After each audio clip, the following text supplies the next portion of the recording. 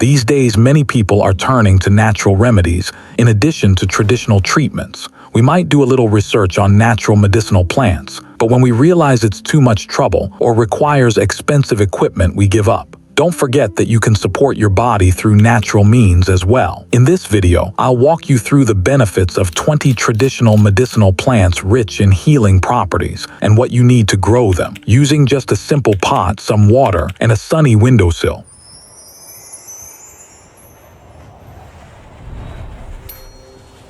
I'd like to start by wishing everyone good health. Today, when I saw the potted plants sitting on my windowsill, I realized I don't pay them much attention anymore like I used to, and I haven't been looking into new plants. Yet, simply by growing them at home, I could have my own natural pharmacy, filled with countless plants that serve as forgotten sources of healing. If we look back a bit, we can see that our grandmothers' or aunts' windowsills were actually a source of healing. I use the aloe vera plant, which I remember and still grow whenever I have a burn or a scar on my body. But aloe is just the beginning. There are many healing plants we've overlooked. To help you protect your health naturally, we share a new video every week. All you need to do to support us is subscribe. So let's take a closer look at the 20 traditional medicinal plants you can start growing right on your windowsill, one by one. Finally, please remember that this video is for informational purposes only and is not medical advice. Let's get started. In America, many people mistake this plant for an ordinary weed and end up trampling it. Yet Native Americans viewed it as the plant that heals everything. Known as self-heal or heal-all, every part of this plant from its roots to its leaves possesses healing properties. Tribes such as the Cherokee, Iroquois, Mohegan, and Delaware regarded it as a sacred healer. When warriors were wounded, they would crush the plant into a paste and apply it to their wounds, believing it would speed up the healing process. Essentially, they used it like a cooling compress, believing it absorbed deep heat from the body and alleviated pain. But this plant's capabilities aren't limited to that. For centuries, people have brewed tea from this plant to soothe sore throats. It is also thought to be effective against the cold sore virus. While these benefits stem from traditional medicine, modern science has not yet officially classified this plant as a medication. Still, some laboratory studies suggest these benefits may indeed be effective. A word of caution: if you decide to use it, be sure to consult your doctor first to avoid risks associated with improper use. Now, if you're thinking of growing this plant, let's take a look at how you can do it. The self-healing plant is a hardy little plant, making it quite easy to grow at home in a pot. As I mentioned at the beginning of the video, you'll need just 3 simple things: a pot that's 15-20 cm deep with drainage holes, standard potting soil, and a sunny spot in front of your brightest window. Growing your own medicinal plant is that simple. All you need to do is pay attention to its care during the growing process. The plant needs at least 4-6 hours of sunlight every day. Make sure the soil doesn't dry out completely. If it feels dry when you stick your finger in, it's time to water. But be careful if the soil gets too wet, the roots may rot. When your plant grows and greets you with purple flowers in the summer, you can cut the flowering spikes and leaves with garden shears, dry them in a jar to make tea, or soak them in olive oil to create a healing ointment. Perhaps this small purple flower, which people have long mistaken for a weed, is one of the most valuable plants right outside your window. Let's take a look at the valerian plant, which offers a solution to insomnia, one of the leading causes of illness. Valerian is a herbaceous plant that blooms every year and is highly resistant to cold. In the wild, it can sometimes grow up to 2 meters tall. When I looked into its history a bit, I saw that the plant's name comes from the word valor. This apparently means to be healthy, to be strong in Latin. The plant is native to Europe and Asia. It later arrived in America with immigrants and became naturalized there. However, Native Americans have been using their own local valerian species, which grow naturally on the continent for centuries, to soothe nerves, stop muscle spasms, and heal wounds. In fact, some tribes would dry the root and boil it for a long time to make emergency food. The reason for cooking it for such a long time was to mask the odor, because the plant has a strong smell. Speaking of the smell, if you have pets like cats or dogs at home, they might damage your pot because they love this scent. When I first started talking about this plant, I mentioned it as a solution for insomnia. There are electrical signals in our brains that race around all day, keeping us awake, making us think, and sometimes causing us anxiety. When evening comes, a natural chemical called GABA kicks in to help the brain calm down. GABA is the brain's brake pedal. The moment it's released, it sends a signal to the nervous system. Slow down, relax, and get ready for sleep. When you drink valerian root tea, it's as if someone is pressing that brake pedal in your brain butt more firmly and for a longer time. This not only helps you fall asleep faster, but also supports sleep quality naturally, potentially reducing discomfort associated with insomnia. It offers an appealing option for those seeking natural support. If you choose to use this natural remedy, please consult your doctor before use. Using it without proper knowledge could make things worse. Now let's take a look at how you can grow valerian at home. Although valerian prefers outdoor conditions, it can also be grown on a windowsill with a sufficiently deep pot and the right amount of light. Since the plant's medicinal properties lie in its roots, choosing the right pot is crucial. A pot at least 30 centimeters deep with drainage holes, soil rich in organic matter, and a windowsill that receives at least 6 hours of sunlight per day are sufficient. To harvest the roots for your homemade insomnia tea, dig up the soil in the fall when the plant enters its second year and the leaves are falling. Simply wash the roots thoroughly and let them dry in a well-ventilated area.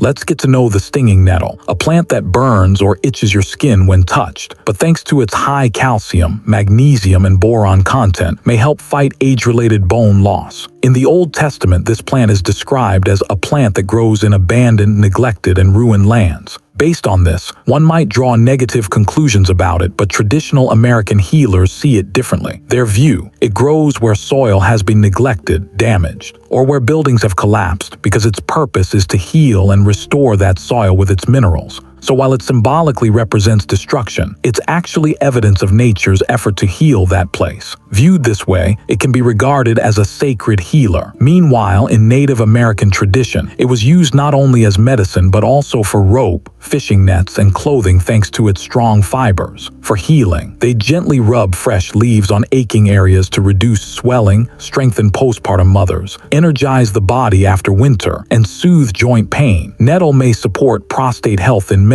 It's one of the most commonly prescribed natural supplements in the U.S. For benign prostatic hyperplasia symptoms, it may help balance blood sugar levels and regulate blood pressure by reducing pressure in the blood vessels. It may also help the body eliminate accumulated heavy metals through the liver and kidneys. If you plan to use this plant medicinally, consult your doctor first. Now let's see how you can grow it at home. For nettle, you'll need a 30-centimeter deep pot with drainage holes, high-quality potting soil rich in organic matter that retains moisture without becoming waterlogged, and a sunny windowsill. Brew 1-2 cups of delicious herbal tea daily using dried nettle leaves, and enhance both flavor and healing properties with a spoonful of raw honey. When you smell this plant, whose leaves resemble mint, you'll notice a delightful, sweet scent of licorice and anise. Because its taste is slightly sweet and refreshing, you can use it as a substitute for sugar and other herbal teas, helping you limit your sugar intake. Native to our country,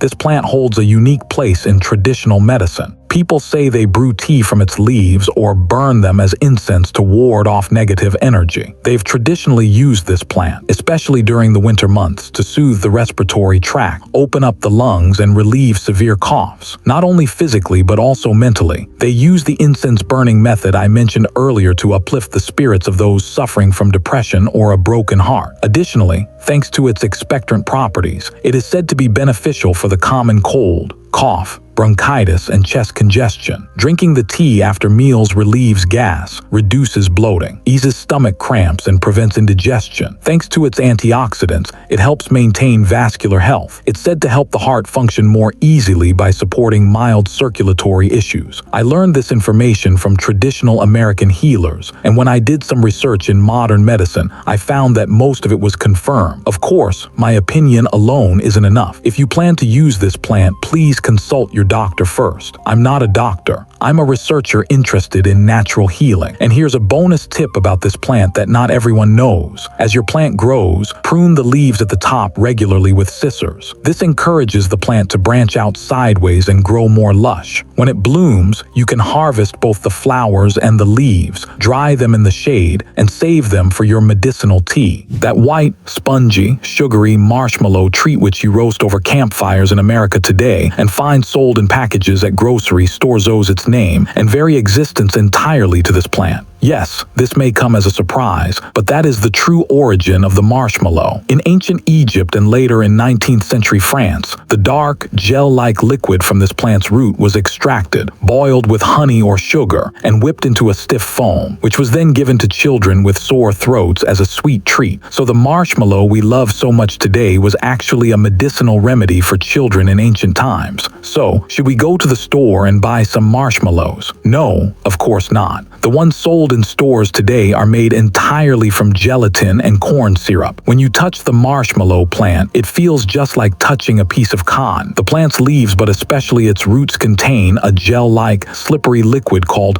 mucilage. It is this protective liquid, which coats everything it touches like gel, that gives the plant its healing properties. This plant was brought to the American continent during the era of European settlers by people who, just like us, wanted to grow their own medicine. It quickly adapted to the American environment and became naturalized. Now let's look at the benefits of this plant for the human body. It can soothe a dry cough, bronchitis, and sore throat by coating the throat and relieving irritation. It is traditionally known to have a soothing effect on the stomach lining and to help reduce acid irritation in cases of stomach ulcers, acid reflux, gastritis, and intestinal inflammation. It may be beneficial for eczema, dry skin, and minor burns. Marshmallow's high mucilage or gel-like consistency has traditionally been believed to help maintain the body's tissue moisture balance and keep mucous membranes moist. And there's another lesser-known property of this plant. Marshmallow root may help support a sensitive digestive system and reduce potential irritation by coating the stomach and intestinal linings with a soothing layer. Of course, what should we do? We should never consume these plants without consulting our doctor. Today we'll take a look at the basil plant, a source of healing, found in nearly every home which grows spontaneously around the empty tomb, where Jesus was crucified and later resurrected. Basil is a symbol of royalty, resurrection, and grace. Thanks to its essential oils and powerful antioxidants, it is a true source of healing. Native Americans used basil to cool the body against feverish illnesses. I learned a surprising fact about basil. Some Roman and medieval European botanists and healers believed that basil was mysteriously connected to scorpions. In fact, according to a widespread belief during the time of the famous physician Culpeper, if fresh basil leaves were crushed, placed under a damp stone or pot, and covered, it was believed that a live scorpion would emerge within a few days from the scent and decay of the basil. Of course, this is nothing more than a scientifically impossible superstition. However, this information is the most surprising evidence of just how powerful, mysterious, and transformative a plant basil was considered to be in the ancient world. Today, on the contrary, its scent actually helps keep scorpions and insects at bay. In my opinion, the most notable benefit of basil is its ability to improve blood flow and help prevent arrhythmias by relaxing muscles and blood vessels, thanks to its high magnesium content. If you're experiencing forgetfulness or difficulty concentrating as you age, this herb may be helpful. Chewing a fresh basil leaf directly kills harmful bacteria in the mouth, instantly eliminating bad breath and helping to strengthen your gums. In addition, it can prevent the growth of harmful bacteria caused by food. Placing a pot of basil on your windowsill will keep flies, mosquitoes, and gnats out of your room thanks to its strong scent. It can serve as a natural remedy. If you find this information helpful and want to learn more, simply pause the video and subscribe to the channel. Before using this sacred, healing plant which has many other benefits directly, be sure to consult your doctor first. The beneficial vitamins it contains may affect each person differently.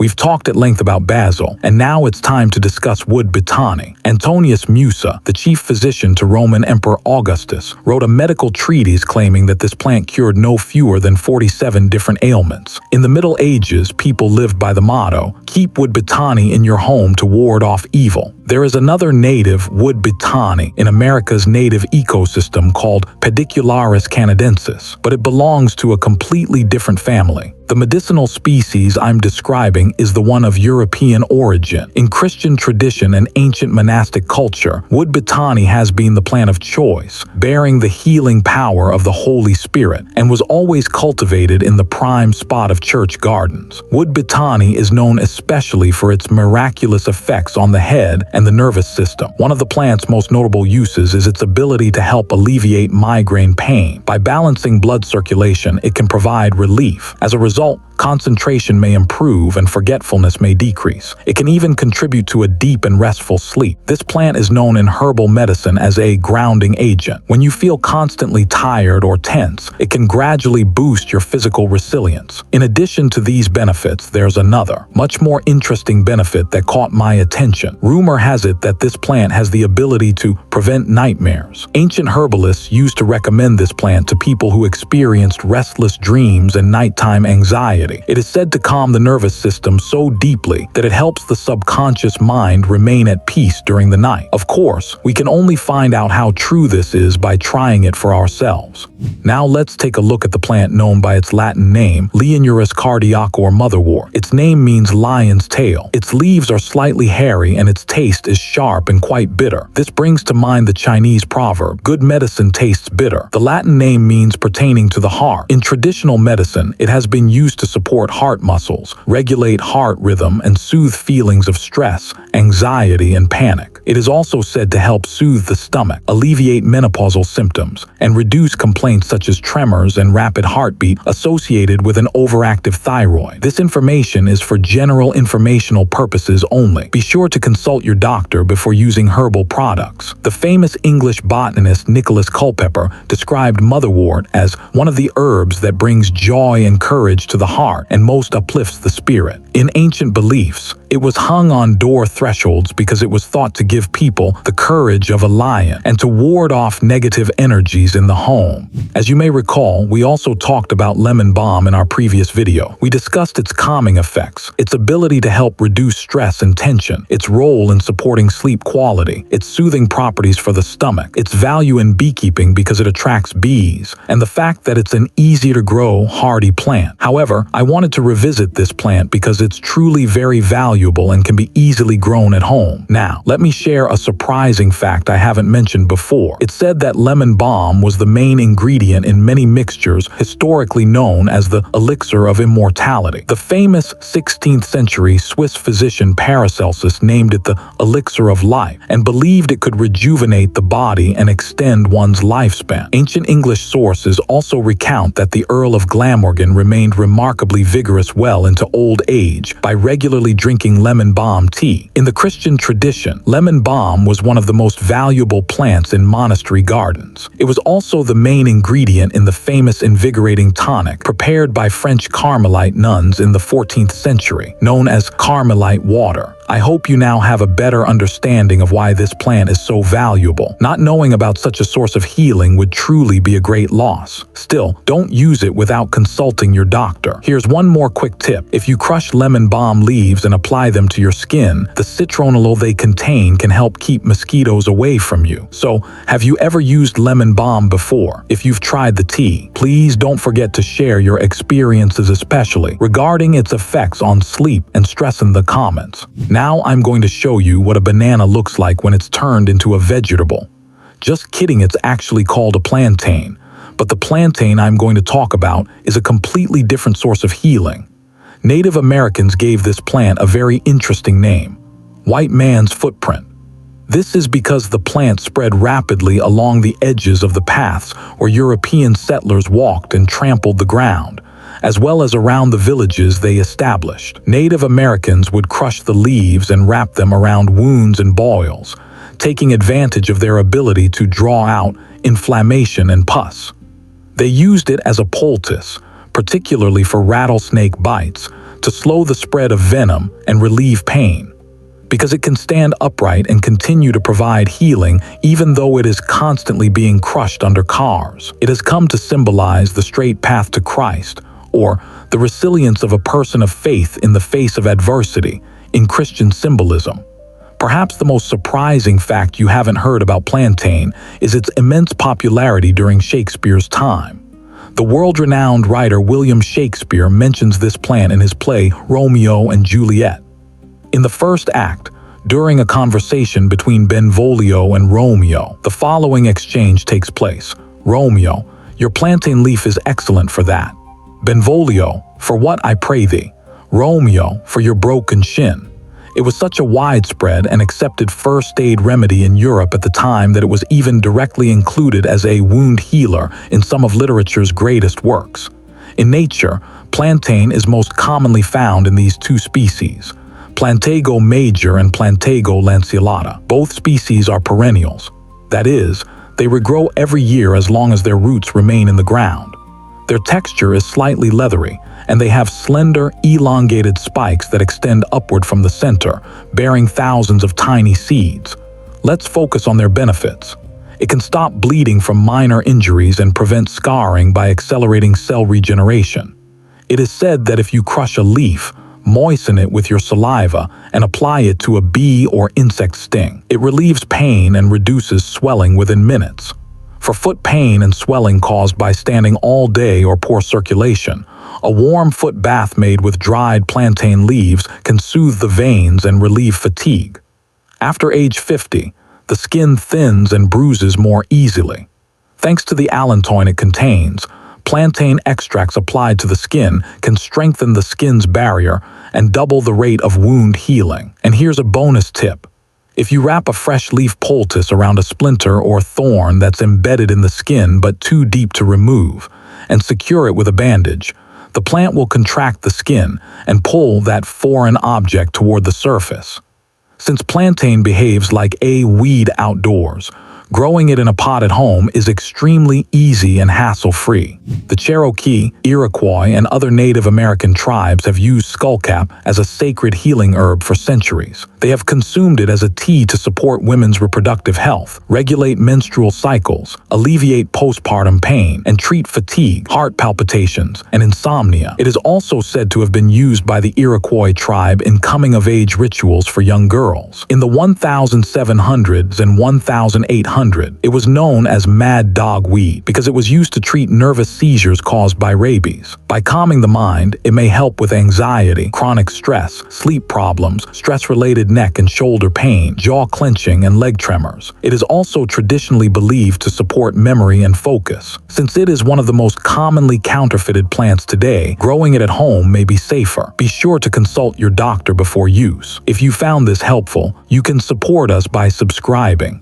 Borage, known for centuries as the plant of courage, is said to have been consumed by Roman soldiers before battle. In the 16th century, botanist John Gerard wrote that borage brought joy and instilled courage. Modern research suggests this may be related to its potential to calm fear and excitement by affecting the adrenal glands, thereby promoting a sense of calm. With its fresh cucumber-like flavor, this plant may help reduce joint pain, swelling, and morning stiffness thanks to its high GLA content. It has traditionally been used to treat eczema, psoriasis, and dry skin. The leaf tea is said to have expectorant properties. It may help alleviate menopausal symptoms. Some studies are examining the supportive effects of borage seed oil, particularly when used in combination with fish oil on pulmonary edema and oxygen levels. Be sure to consult your doctor before use. Now it's time to talk about lemon thyme, which deserves a place in both your kitchen and your first aid kit. But before I tell you about this plant, let me ask you this. Do you know which plant the ancient Egyptians used to mummify their dead? Ordinary thyme, the ancestor of the Thymus genus. The Egyptians discovered thousands of years ago that this plant prevents decay, spoilage, and putrefaction. That's why they used it to preserve their most valuable possessions, their bodies. Traces of thyme have been found inside mummified pharaohs that can still be detected today. So why is this information important? Because thyme's ability to prevent decay isn't a myth, it's due to a compound called thymol. Thymol is one of the most powerful natural antimicrobial agents, a fact confirmed by modern science. Take a look at the mouthwashes and disinfectants sold in stores. Chances are, thymol is listed among the ingredients. Lemon thyme, on the other hand, is a gentler and more refreshing version of standard thyme that possesses both the thymol's potency and lemon-like essential oils. In the world of traditional medicine, this plant has been discovered independently in nearly every culture as a remedy for bronchitis, coughs, and sore throats. In other words, healers in Europe, the Middle East, and the Mediterranean region, unaware of one another, all turn to the same plant for the same ailments. This is no coincidence. It is proof of the plant's power. Steep the leaves in hot water for a few minutes to make a cup of tea with honey. It clears the airways, soothes a scratchy throat, and calms nighttime coughs. Every time you use it in your cooking, you're also helping to protect your body. Of course, don't forget to consult your doctor before use. When it comes to growing lemon thyme, it's a patient plant that requires much less attention than other herbs. A pot with good drainage, about 20 centimeters deep, is sufficient. Plenty of sunlight is essential. If it doesn't get at least 6 hours of direct sunlight a day, it loses its lemon aroma. Don't overwater it. Water only when the soil's surface is dry, and avoid letting water pool at the bottom. And here's a bonus tip. When it blooms with small pink-purple flowers in the summer, harvest the flowers along with the leaves and dry them in the shade.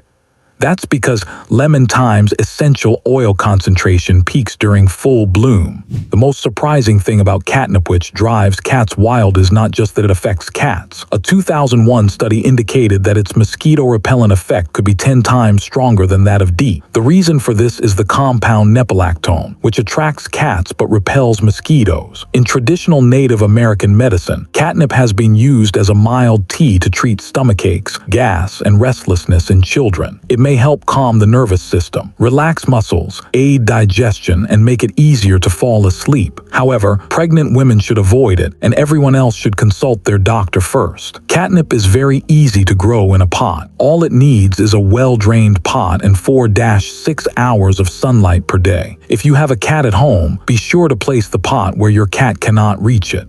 Feverfew is one of the few plants to have stood out in clinical studies on migraines. Following a research report aired by the BBC in the late 1980, it was reported that patients with chronic migraines were seeking out this plant at pharmacies. Its name comes from the Latin word febrifuga, meaning fever reliever. In medieval Europe, it was one of the most commonly recommended herbs for fever, headaches, and dizziness. The 17th century botanist Nicholas Culpeper also praised it highly. Modern research has shown that the compound partenolid found in it may affect the brain's blood vessels and prostaglandins, which play a role in the mechanism of migraines. Double-blind clinical trials have demonstrated that regular use can reduce the frequency and severity of migraine attacks. Be sure to consult your doctor before use, especially if you are taking blood thinners. It is easy to grow in a pot. A sunny, well-drained pot is sufficient. Now let's take a look at lemongrass, which will bring the scent of tropical breezes into your home and greet you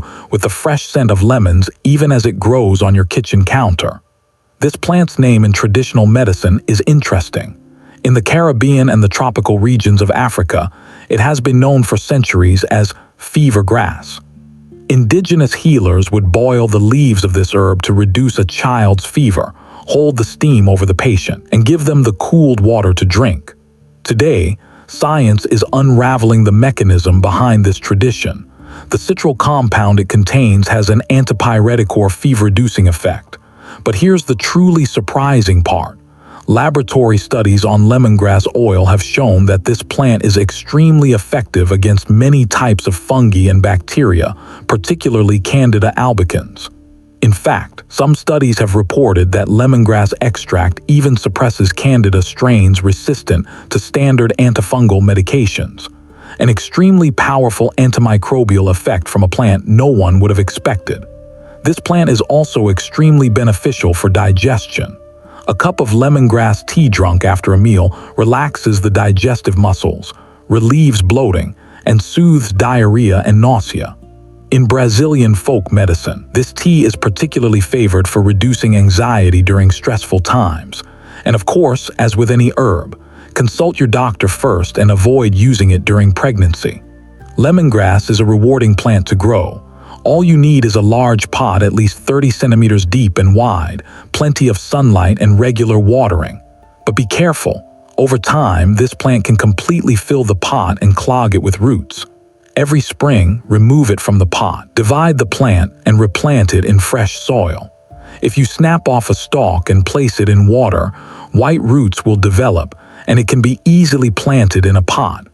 You can even propagate a lemongrass stalk you bought at the grocery store using this method.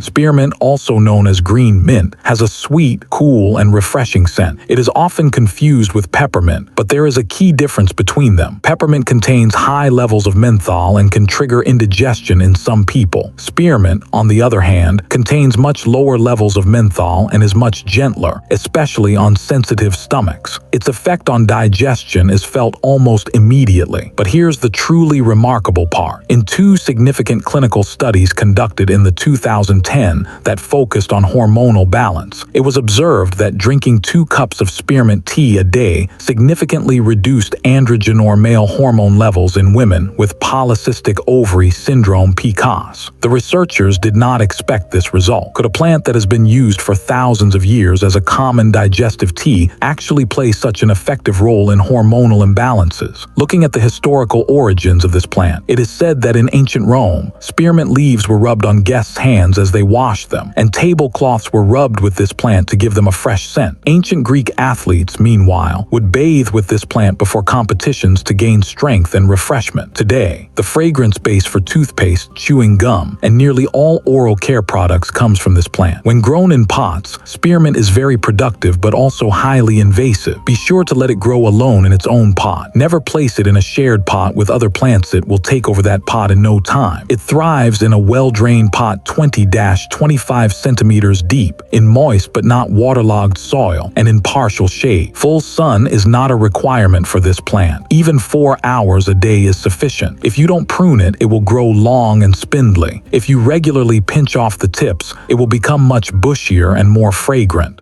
In every corner of India, whether rich or poor, rural or urban, you can see a pot of this plant in the courtyard, on the balcony, or on the windowsill of nearly every Indian home. For Hindus, this plant is not just a medicinal herb, it is a sacred entity. Its name means the unique one in Sanskrit. Known as Tulsi or holy basil, this plant is at the very heart of 5,000 years of Ayurvedic medicine and is also one of the world's most extensively studied adaptogens plants that support the body's ability to adapt to stress. If you're hearing the term adaptogen for the first time, let me explain. Certain plants help balance your body when it's under pressure, regulate cortisol, the stress hormone, and bring both an overstimulated and an overwhelmed nervous system back to a state of equilibrium. These plants are classified as adaptogens. Tulsi is known as the oldest and most potent in this category. So what's the fascinating historical background of this plant? In some Christian traditions, including the Roman Catholic Church, it is believed that the Tulsi plant sprouted and grew spontaneously at the very spot where Jesus was taken down from the cross and laid in the tomb. Because of this belief, some Orthodox churches still use the Tulsi plant in their sacred liturgical ceremonies today. It is nearly impossible to find another plant that is considered sacred by two major, distinct religions at the same time. As for its benefits, this plant is unique in addressing fatigue, mental fog, and constant tension caused by cortisol imbalance. It can help regulate blood sugar fluctuations. In respiratory infections, it acts as both an expectorant and an antimicrobial. Its scent alone has a calming effect. Be sure to consult your doctor before use. In terms of cultivation, Tulsi is a close relative of basil and requires similar care. A 20-25 centimeter pot, rich potting soil, and plenty of sunlight are sufficient. It is very sensitive to cold. It wilts suddenly when temperatures drop below 10 degrees. Move it to the warmest window in your home during the winter. One more note about Tulsi. There are different varieties of this plant. The green-leaved Rama, the purple-leaved Krishna, and the clove-scented Vana varieties are available. Each has a different scent and aroma, but their medicinal properties are very similar. Before I begin describing this plant, which I've saved for the end of my list, I should mention this. It is the most extensively researched herbal adaptogen in the world today. Hundreds of clinical studies on ashwagandha are listed in the PubMed database. Blinded, controlled human trials have been conducted on this plant. Athletes, executives, researchers, and everyday people have tried and reported on this plant. And behind all this modern interest lies a 3,000-year-old Ayurvedic tradition. The plant's scientific name is Withania somnifera. Somnifera means sleep-inducing in Latin. In other words, the plant's healing identity is even embedded in its official scientific name. Ashwagandha grows in the arid, harsh, rocky terrain of India. These harsh conditions explain the plant's extraordinary resilience. Indian warriors used to mix ashwagandha root powder with milk and drink it before going into battle. Their goal was to infuse their bodies with strength, endurance, and fearlessness. Today, science confirms this. Clinical studies have shown that the withanolide compounds in ashwagandha help balance cortisol levels, increase muscle strength and endurance, improve sleep quality, and support thyroid function. The most striking study for me was this one. In a double-blind, placebo-controlled study published in 2019, 72% of the group using ashwagandha reported a significant improvement in sleep quality, while in the placebo group, this rate remained at just 29%. In other words, the plant's effect on sleep is real and measurable. However, I must warn you, growing this plant in a pot is a bit more challenging than the other plants on our list. Much of its healing power lies in its roots, and the roots need deep pots to grow. A well-drained pot at least 40-45 centimeters deep is essential. Use dry, well-draining sandy soil. The roots will rot in clayey or heavy soil. It needs plenty of sunlight for 6-8 hours a day. I'm very sparing with watering. This plant is drought tolerant and absolutely cannot tolerate overwatering. Insert your finger 5-6 centimeters into the soil. If it feels dry there, water it. You'll need to wait at least 1-2 years before harvesting the plant for root powder. Don't let this long wait discourage you. Someone who planted it years ago is now harvesting their own natural adaptogen with their own hands. In 1773, during the famous Boston Tea Party, an event that went down in history in Boston Harbor when British tea was dumped into the sea, the American colonists didn't want to be left without tea. Do you know what they drank back then? That's exactly where bee balm came into play. The tea made from this plant's leaves was named Oswego tea. This is because the Oswego people, part of the Iroquois Confederacy, were the ones who introduced the plant to the colonists. Thus, bee balm took its place in history not only as a medicinal plant, but also as one of the plants symbolizing the spirit of American independence. However, the story of bee balm goes back much further.